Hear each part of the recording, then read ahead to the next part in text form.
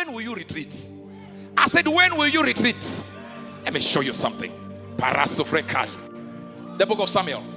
The book of Samuel. The book of Samuel. Marate kuskekai. 1 Samuel 7, verse number 16. 1 Samuel 7, verse number 16. And he went from year to year. Are you here? In second to Bethel. This is Samuel. To Gilgal and to Mizpah, and judged Israel in all those places. The men would run from Bethel to Gilgal to Mizpah. Bethel is just the house of God. You would think that's where he's getting the power. No, sir. Let's go. And his return was to Ramah. In fact, let's go into the NIV. From year to year, he went on a second from Bethel to Gilgal to Mizpah, and judging Israel in all those places. Listen to this. But he always went back to Ramah. Always. Aye! Always went to the good news city. Always the God city. Always, always. There is always a location where you go to in order to return with power. The wise and the house are sorted at Ramah.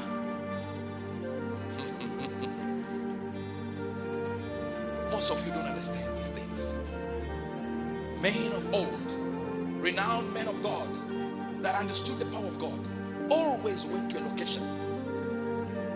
For me to come back here and know your name, I can do it from it's my calling. I can do it any minute.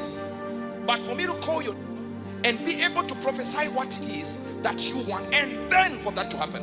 Notice here, most prophets have only one advantage, and there are very few prophets. All these names, prophet is all a lie.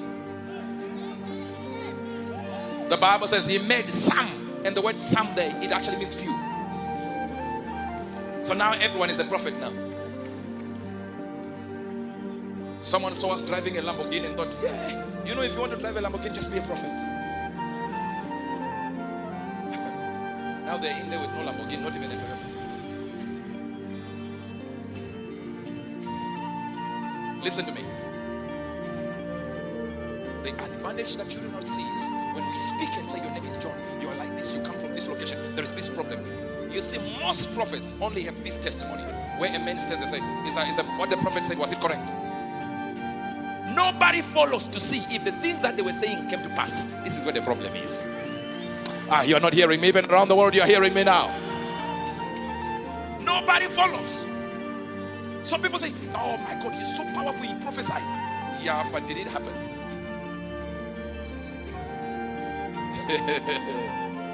So that the testimonies are now for the details that he mentioned. I'm a man transformed. See, it's very difficult to be under Pastor Chris and not be transformed from one area to the other. It's very difficult. And you see, I started doing something that even next year you will see it, even this year it has already taken place. Where I take my time, even a month, and I'll fly in here to minister like here. Just a few weeks ago I was with him again. Just a few weeks ago I was with him. And what happens is, I go there as my retreat. Let me explain to you something. I didn't look for Pastor Chris because I just wanted to look for Pastor Chris. I didn't even look for Pastor Chris for you. No, you're not getting me. I wasn't doing it for you. The Lord showed us way back. Prophets can tell you, she would call every week without fail to try and meet him for over a year.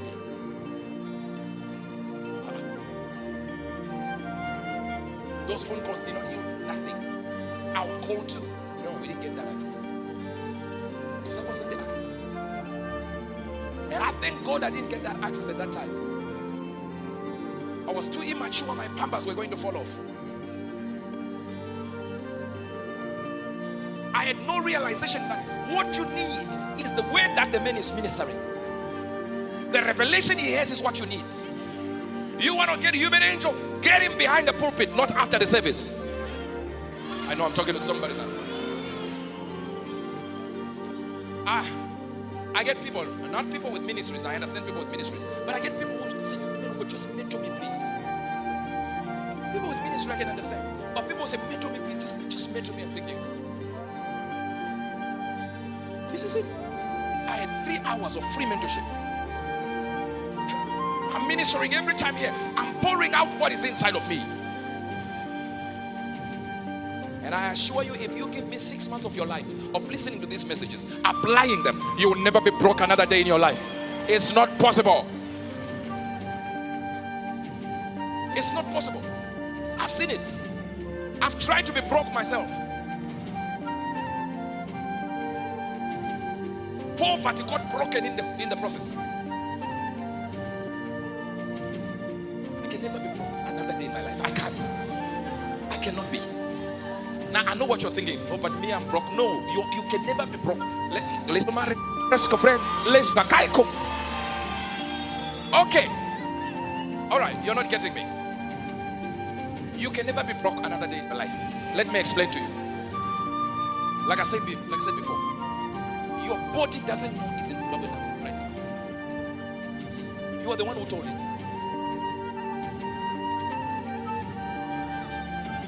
Your body doesn't know you are broke.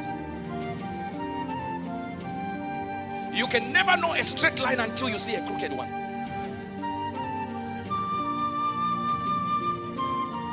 In other words, you have to see somebody richer than you for you to know this is not rich. This is rich.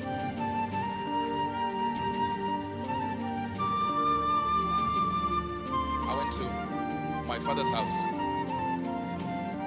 and we had just a house somewhere for £2 million. And now, listen, this was a cash purchase. Now, prophetess is dealing with the tiling of the place. We need to do this and we need to do that and we need to do that. I went to my father's house. And I'm waiting for him to arrive. And as I sat there, I said, look, let me just go and freshen up because I'd sat there for quite some time. I got into the toilet. I know you want me to say restroom.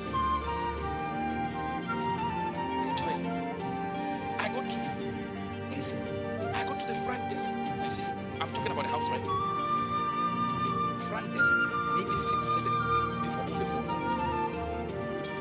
Receptionist, security. House, not office. House.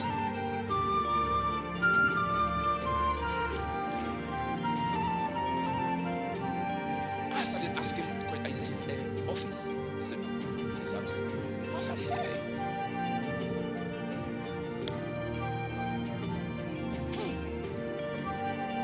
I sit there thinking, I'm looking at this sofas, I'm looking at the tiles. I said, what is this? I looked at it, I said, house. Then I got into the toilet. When I got into the toilet, I just stopped by the door. I opened it like this, and a certain music came out.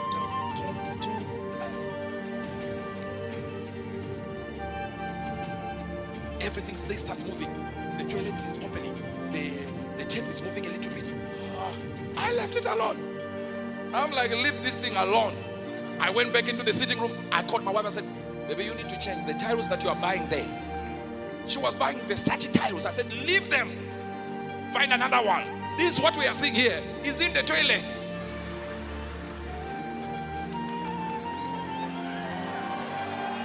Somebody under the influence of my voice. There is a secret location that brings prosperity's power.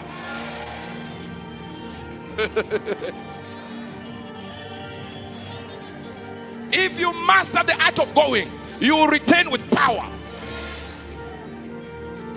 The problem is you're not going anywhere. Where is that location where you go and collect power? Where? Sit down. Sit down. He returned with power. You have no idea what power can do, and you have no idea what silence can do. Let me tell you something. You talk too much. Since the time, listen to this, since the time you started praying, tell me the time you also stopped and listened. Your God doesn't talk. You just talk. It's a monologue. God this, God that, God this, God this, God this. And you never give God time to say, I heard what you say. Now, this is what is going to happen. You read the Bible, you realize, and then God spoke to Moses, and then God spoke to Ezekiel, and God spoke to this one, and God spoke to this one. When is he going to speak to you? I don't know. God doesn't speak. No, God speaks. You just don't give time to listen. You don't have time that you listen, where God has got the chance to even talk. But I've tried, I'm not that kind of trying where you're walking like this, you just like. I know you. Sometimes when I'm prophesying, I can see people going like, I think they can just catch a wave. Even when I say, but in the realm of the spirit I'm seeing, you see people going like, say, these eyes you see, there are other eyes that were developed in the secret location. I wish I could talk to somebody now. I said there is a secret location, a place where power is manufactured.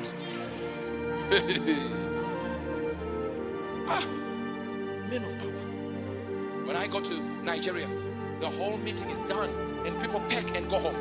Listen, people pack, they go home. We finish maybe around 9 p.m. and people are going home. And pastor will come to us and say, now we're coming back at 10 for what is called sailing.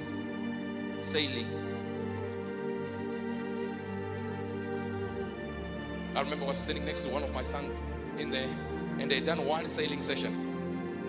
And when pastor said, you can all go home, and everyone is like, oh, they're excited to go home, waiting. And he gave the announcement for the following day. And as my father gave the announcement for the following day, my son, everybody me said, Papa, hope there is no sailing. Hope there is no sailing. Then when you finish, not these prayer points of yours that you take 2 minutes. We pray for this. No. Pastor will say, now, those who are left, you are now praying for America. And he puts his hands behind his back like this. You can hear what he said. Over an hour. I'm already on China. What am I praying for? America? All I know about America is finished. Then the next prayer request is China. I'm like, I finished it. The whole world was done. Swaziland.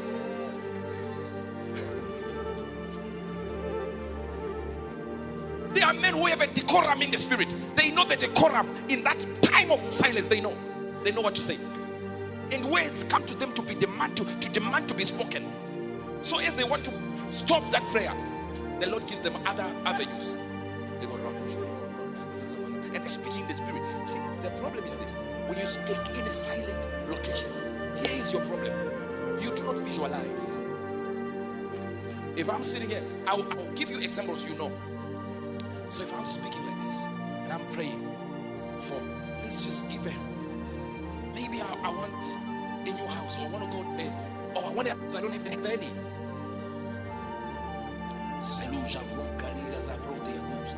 I'm not going, Father, I need a house, Father. No, the Lord said, I will answer before they pray. So this is a useless prayer to ask now. Oh, they didn't get it. I don't pray for money. I don't.